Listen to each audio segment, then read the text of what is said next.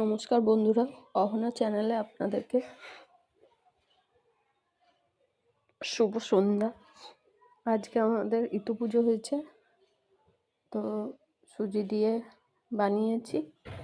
সুজি আর অল্প একটু পরিমাণ ময়দা আর বেকিং পাউডার, নরম তুলতুলে হয়েছে, আপনাদেরকে দেখালাম ভিডিওতে। এটা বানিয়ে আপনারা সবাই বাড়িতে করবেন, দেখবেন ভালো লাগবে। পরিমাণ মতো নিতে হবে। আমি 1 প্যাকেট সুজি নিয়েছিলাম, আর 1.5 কাপ ময়দা, আর 1 চামচ বেকিং পাউডার।